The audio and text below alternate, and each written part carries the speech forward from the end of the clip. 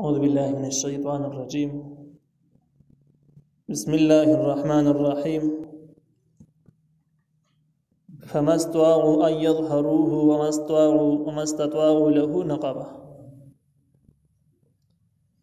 فما استطاعوا ندوی وس نکیږي أن يظهروه چې راوړي په دې باندې ظهور به یو شی باندې چوت راوختل او غالب کېدل. د دیوال دومره مین دی چې دوی په د پاسه راوختې نه شي او لوړ دی.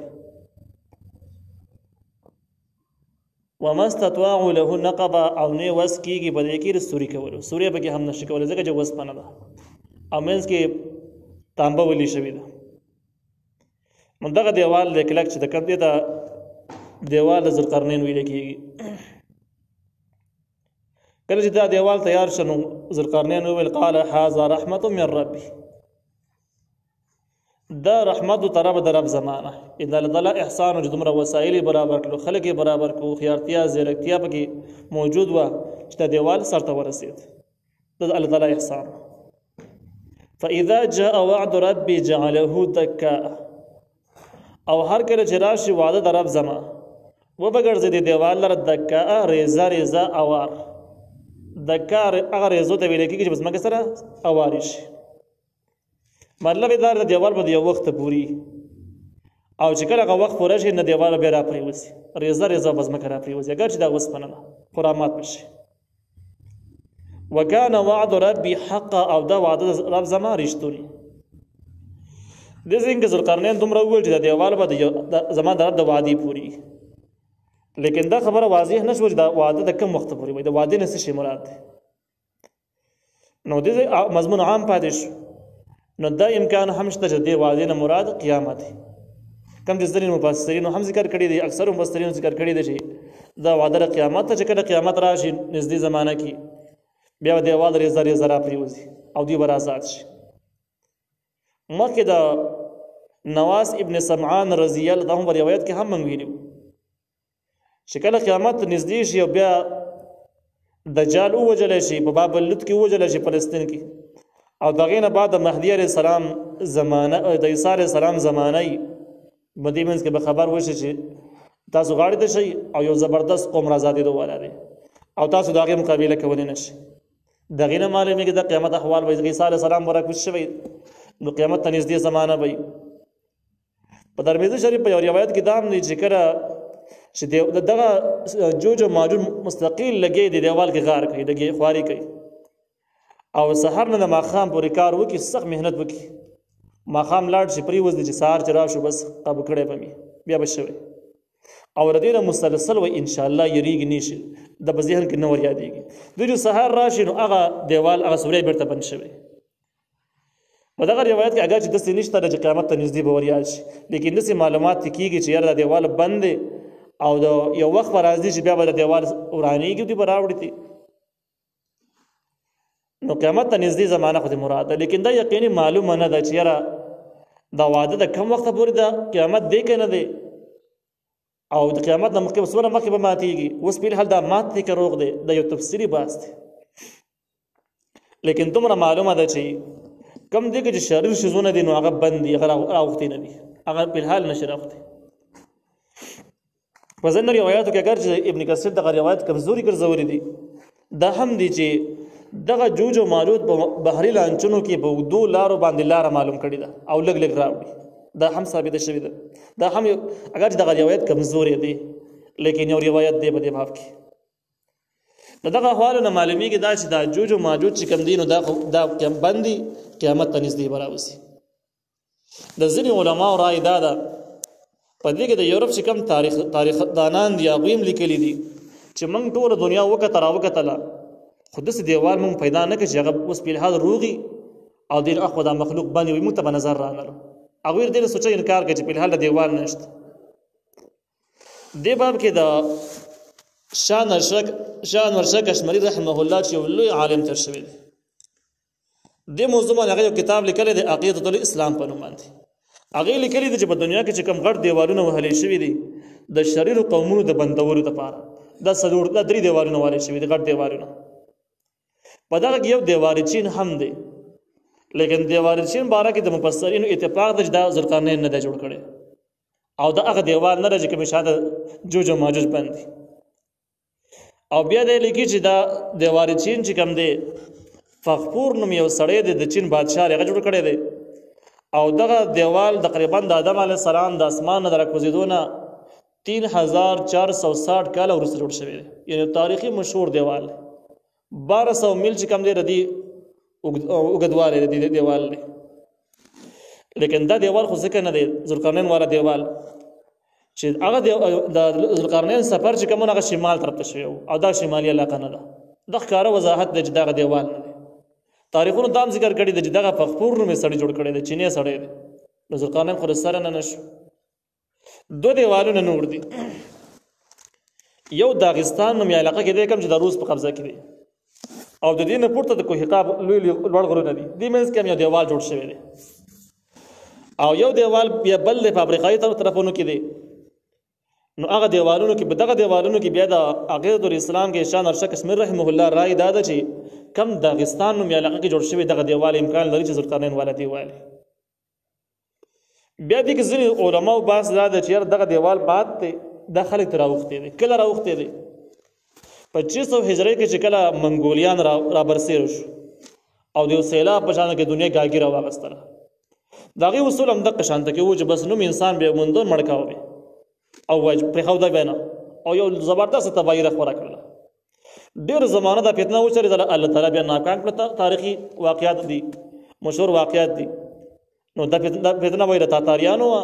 600 هجري کې دیوال مات شوی دی، دوی راختلي دي منګولیان دي مراد اخلي. څوک وایي چې د دې نه مراد چې کوم دی نو چینیان، روسیان، یورپیان دي چې دوی غلبه وکړله او اسلامي ریاستونه یې تس و نس کړه، په مسلمانانو یې زبردست ظلم وکړو. وایي دا اثار هم د جوج و ماجوج دي او دا خویونه د هغو دي. هغوی دغه شان د عیاش په حاش هم دي، بې غیرت هم دي، شرمېږي نه. او داسې دوی هم دي، د یورپیان هم داسې دي. دغه شان د هغوی ظلم او وحشت هم په دې طریقه باندې وایي وو. نو کېدای شي وایي دا د ځینې خلکو خیال د رایې ده. لیکن دا اقوال دومره حده پورې موږ منلی شو چې کېدای شي د جوج او ماجوج نه ځینې خاندانونه د دې خوا پاتې شوي، دیوال باندې شوی هغه دې غاړې پاتې شوي او هغه لږ غونډه کې مهذب شوي، تهذیب یې زده کړی انسانانو. بیا هم بشر غالب د نور انسانانو په نسبت باندې نو فسادونه به یې کړي. کېدای شي منګولیان هم پکې شامل دي، غاړې پاتې شوي. څوک وایي دا ترکیان دي، کېدای شي که ترکیان هم د دې غاړې پاتې شوي. څوک نور خلک یادوي، کېدای شي هغوی هم دې پاتې شوي. لیکن دغه خلک بیا څه نه څه مهذب شوی دی. دې یو تهذیب یافته او قانوني جنګ کړی دی په دنیا کې. او کم جنګ چې په حدیثو کې راځي چې دوی به نوم انسان وجني او هر شی به خوري او د انسانانو تمام آبادي به تس و نس کوي. د هغه روایتو نه پته لګي چې روسیان او یورپیان، چینیان او منګولیان هغه نه دي، ځکه چې هغوی خو د انسانانو تمام آبادي تاریخ ثابته کړله، ټوله آبادي نه وه ختمه شوي، ورانه کړې نه وه. دغه شان کې هغوی د یو قانون د نظام پابند وو. منګولیان دغه وخت د یافي قانون پابند وو. یورپیان د خپل جوړ شوو نظامونو پابند دي، چینیانو خپل نظامونه شته دی. هغې نظام لاندې هغوی جنګ کوي او ژوند تېروي او د جوج او ماجوج هیڅ قسم قانون او نظام نشته. نو هغې نه معلومېږي دا دومره موږ سره منلی شو چې هغه ډېر شرپستن خلک چې دي، خطرناک خلک چې کوم دي چې نوم آبادي به ورانوي، هغه خلک د دیوال نه اخوا بند دي او دغه به قیامت ته نږدې راوځي. کوم چې د عیسی علیه السلام د راکوزېدو نه بعد دي. منګولیان، چینیان، یورپیان دا چې کوم راخواره شوي کوم څه یې کړي دي، نو عیسی علیه السلام خو تر اوسه پورې نه ده راکوز شوی. معلومېږي دا چې د هغه نه دي، دا نور دي. یا د هغوی خلک دی خو څه نه څه تهذیب یې زده کړلی، یا د هغوی خلک اډوله دی نه بس نور خلک دی.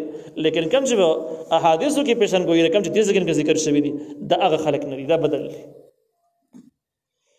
بیا دې په منځ کې چې دا خبره چې یاره یورپیانو دا دعوه چې موږ هر څه وکتل او پیدا هم نه کړو، دا خبره ورسره موږ سره یې بوده مننه چې ته به هر څه وګورې پیدا به نه شي. بلکې تا هر څه نه دي کتلي. دنیا دومره پراخه ده، دومره کولاو دنیا ده چې ته اړولیدلې نه ده. اوسه پورې دجال تاسو معلوم نه کړو، تاسو خواته ورنه رلی.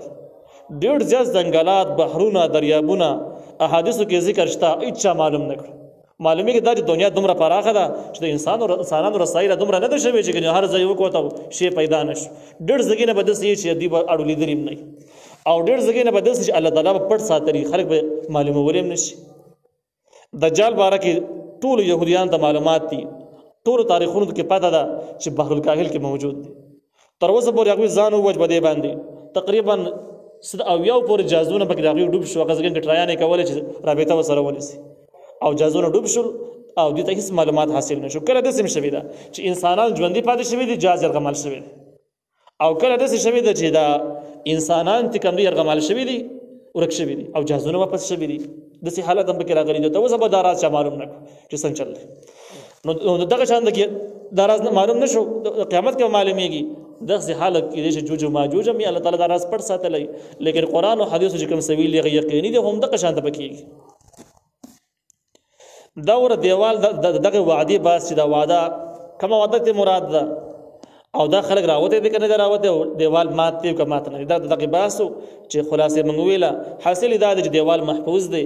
هغه شر خلک دی اخوه ته بند دی اصاله سره نه کوزیدونه بعد ور اخوريږي مخکې کسو اخوار شوی می دا هغه ندی دا نور دی کېدې چې دغه قومیز به لیکن دا هغه نشي کېدلی. الله تعالی ذوالقرنین ویل چې وکانه وعد ربي حق او دا وعده د رب زما رښتونی، یعنی دغه څه بکیږي دیوال به ماتیږي او دا بر اخوريږي. د نواس ابن سمعان رضی الله عنه په روایت کې موږ تفسیری خبره کړې و چې د عیسی علیه السلام نه بعد به خوريږي، هر څه به قبضه کوي او د فلسطین لوړ غرونو ته بخیږي. دغه شان د کې انساني آبادی به ختمي، مسلمانان به خاص ځګرو کې پټ شي، عام مسلمانان د عیسی علیه السلام ملګری به کوه تور کې پټ شي. دا ټول یو د خبرې دلیل دی چې کوم خطرناک شي نه راوځي د عیسی علیه السلام زمانہ ده. وترکنا من برافرید دوی بعضهم یومئذ یموج فی بعض، چې بعض دوی به دغه ورځ باندې چپی وهي د بعض نور باندې، دا یو بل باندې به د پاسه راخي چې دومره بډيري. دا په کوم وخت کې دا چې کړه دا دیوال نه کولاو شي مات شي او هر کس چې کوم دې بار تر وته کوشش کوي په دې ټینګ کې به دا ګډ وډ شي، یو بل بسرونه براخیږي. ځکه چې تهذیب خوښتانه چې یو بل نمبر ورکړي په سړی ته باندې راوځي، په نمبر باندې راوځي، دې خوښتانه تهذیب مهذب نه لري، وحشي خلک دي. نو یموج دی به چپی وهي په بعض په بعض نور باندې نور د پاسه براخیږي.